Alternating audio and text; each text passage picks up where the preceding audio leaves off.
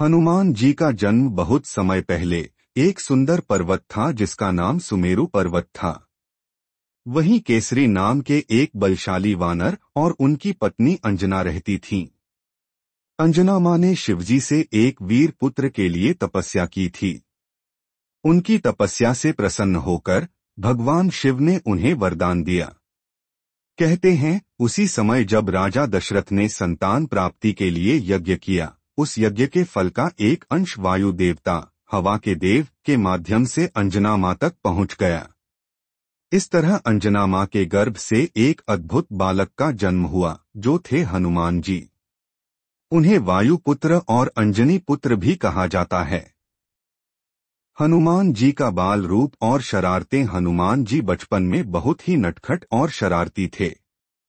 वे अत्यंत बलवान थे और उनकी भूख भी बहुत ज्यादा थी।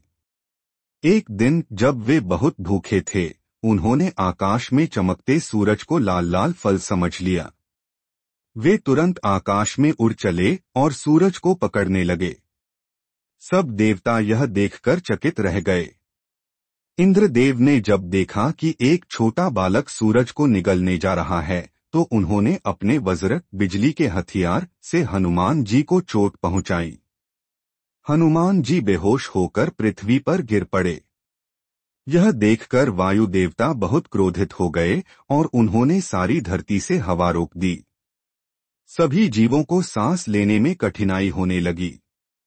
तब सभी देवता डरकर वायु देवता को मनाने आए। सबने मिलकर हनुमान जी को जागृत किया और उन्हें वरदान दिए। ब्रह्मा जी ने वर दिया कि उन्हें कोई अस्त्र शस्त्र हानि नहीं पहुंचा सकते। विष्णु जी ने कहा कि वे अत्यंत बुद्धिमान और बलशाली होंगे। शिव जी ने कहा कि वे अमर रहेंगे जब तक चाहें। इंद्रदेव ने भी क्षमा मांगी और अजरमर रहने का वरदान दिया। इस प्रकार हनुमान जी सारे देवताओं से अद्भुत शक्तियां पाकर और भी तेजस्वी बन गए। बचपन में शिक्षा। हनुमान जी को बचपन में शिक्षा ग्रहण करने की बड़ी इच्छा थी।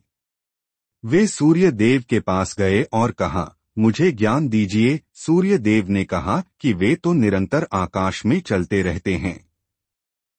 हनुमान जी ने हंसते हुए कहा, कोई बात नहीं, मैं आपके साथ साथ उड़कर पढ़ाई कर लूंगा। सूर्य देव ने प्रसन्न होकर उन्हें वेद, शास्त्र, ज्योतिष और कई विद्याएं सिखाईं। हनुमान जी का वरदान और उनकी विनम्रता। हनुमान जी को इतनी शक्ति और ज्ञान मिला था कि वे जो चाहें कर सकते थे।